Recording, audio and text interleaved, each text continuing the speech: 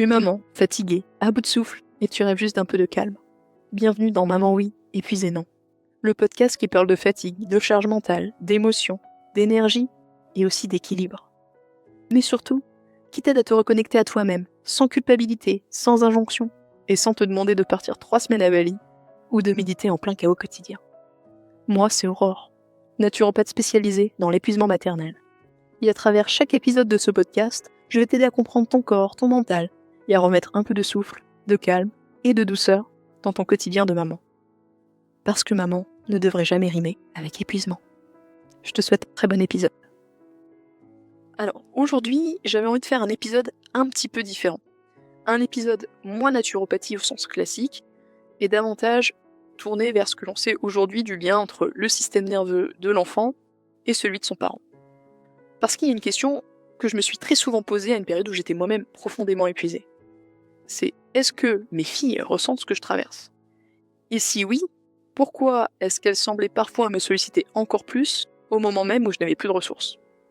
En gros, pourquoi est-ce que tout devenait plus intense précisément quand j'étais déjà à bout ? Et honnêtement, je pense que j'étais pas, et je ne suis pas la seule à me poser cette question. Parce qu'il y a des périodes où les sollicitations, elles sont vraiment parfois presque permanentes. Maman, encore une question, un bruit, une demande, un contact, une interruption supplémentaire. Et quand on est déjà épuisé, ça peut devenir extrêmement difficile à supporter. Pas parce qu'on n'aime pas son enfant, mais parce que le cerveau et le système nerveux n'ont plus assez de ressources. Alors, aujourd'hui, j'aimerais justement qu'on parle de tout ça. Parce que oui, les enfants ressentent énormément de choses. Alors, respire, et on commence tout de suite. Quand on pense aux jeunes enfants, on oublie souvent à quel point leur cerveau est constamment en train d'observer et de capter leur environnement relationnel. Bien avant de comprendre clairement les mots, les enfants ils vont percevoir énormément de choses à travers le ton de ta voix, à travers ton regard, les expressions de ton visage, tes gestes, une éventuelle tension, la manière dont tu réponds, la manière dont tu le touches, la manière dont tu es présente. Et le cerveau d'un enfant, finalement, il va chercher constamment à répondre qu'à une seule question simple. Est-ce que je suis en sécurité ? Pourquoi ? Parce que la sécurité, c'est la survie pour lui. Et cette sécurité, elle passe énormément par l'état émotionnel du parent. Et c'est quelque chose qu'on retrouve beaucoup, justement, dans les recherches sur l'attachement et sur la corégulation. Pendant des années, le système nerveux de l'enfant, il se construit littéralement à travers la présence de l'adulte. Parce que l'enfant, il va emprunter notre calme, notre sécurité, notre stabilité. Alors attention, ça ne veut pas dire qu'un parent doit être parfaitement calme en permanence. Aucun être humain ne peut fonctionner comme ça. Mais quand toi tu traverses une période d'épuisement, il y a souvent quelque chose qui va changer dans ta disponibilité émotionnelle. Par exemple, ton regard qui va devenir plus absent, des réactions qui vont être plus rapides, une attention plus fragmentée, un corps plus tendu. Et du coup, c'est ça que les enfants vont ressentir sans même savoir pourquoi. Et c'est là que beaucoup de parents vivent quelque chose de très déroutant. C'est d'ailleurs ce que moi j'ai vécu. Les tempêtes émotionnelles de mon aîné n'ont jamais été aussi fortes que pendant la période où j'étais épuisée. Et justement, on pourrait penser, et moi-même je l'ai pensé, si mon enfant sent que je suis fatiguée, pourquoi il ne me laisse pas un peu d'espace ? Mais en réalité, ça fonctionne pas du tout comme ça. Le cerveau du jeune enfant, il fonctionne pas du tout comme ça. Quand un enfant sent plus de distance émotionnelle, plus de tension, ou moins de disponibilité chez son parent, son système nerveux peut au contraire chercher davantage de proximité. C'est vraiment une manière de vérifier si le lien est toujours présent, si il peut toujours compter sur toi. Et donc du coup, ça peut ressembler à plus de demandes, plus de câlins, plus de pleurs, ou comme pour moi, plus d'opposition. Ou encore un enfant qui va devenir extrêmement collant, entre guillemets. Encore une fois, c'est pas forcément pour te manipuler ou pour faire des caprices. C'est souvent une stratégie inconsciente de recherche de sécurité. Et c'est particulièrement visible dans les moments où l'enfant lui-même il est fatigué. Par exemple le soir. Quand son système nerveux il a accumulé toute la journée des stimulations, des frustrations, des émotions qu'il n'a pas toujours peut-être pu exprimer, etc. Beaucoup d'enfants vont chercher alors à se reconnecter plus intensément à leur figure d'attachement. Donc ça va être encore un câlin, encore une histoire, j'ai soif, voilà. Et ce qui est difficile, c'est que ce moment-là, il est souvent aussi associé au moment où toi, t'es épuisé aussi. En gros, les deux systèmes nerveux, ils arrivent parfois à saturation en même temps. Il y a autre chose aussi qu'on n'explique pas forcément au moment, c'est que quand le système nerveux il reste trop longtemps en alerte, le cerveau est fini par avoir beaucoup plus de mal à rester disponible émotionnellement. En gros, c'est comme s'il passait progressivement du mode lien au mode protection. Et dans cet état-là, le cerveau il devient beaucoup moins tolérant aux sollicitations. Donc le bruit peut prendre plus de place, les interruptions vont devenir plus envahissantes et les demandes vont s'accumuler beaucoup plus vite.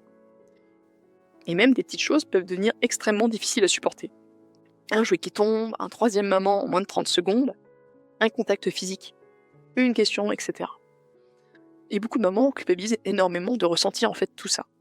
Alors qu'en réalité, quand un système nerveux il approche de la saturation, le cerveau il va chercher souvent, avant tout, à réduire les stimulations pour retrouver du calme, de l'espace, du silence.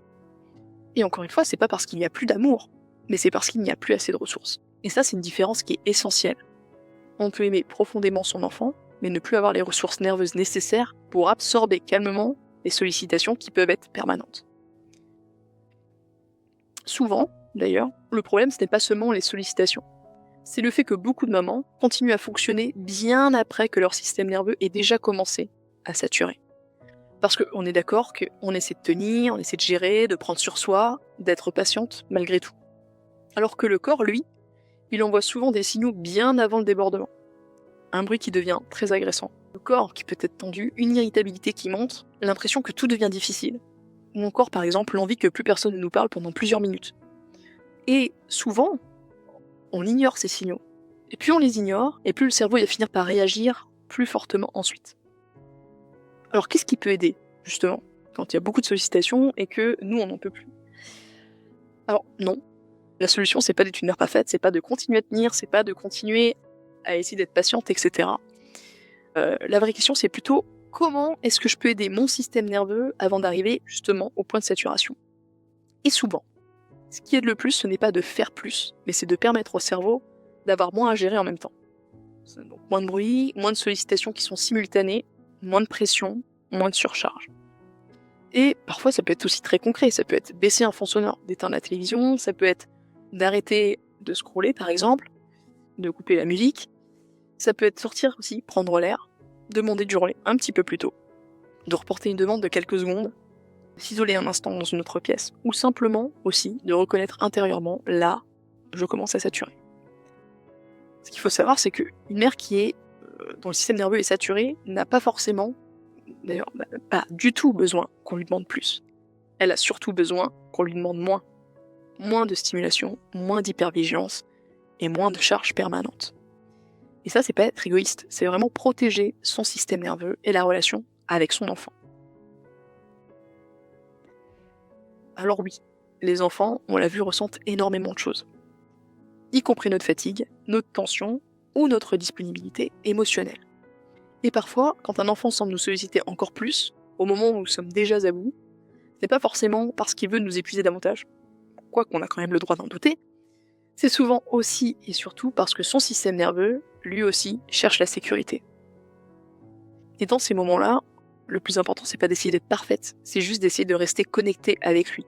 Même un peu, même en étant fatigué. Parce qu'au fond, ce qu'un enfant cherche le plus, c'est pas une mère parfaite, mais c'est une mère avec laquelle il peut rester connecté. Maman oui, épuisé non. À très vite pour le prochain épisode.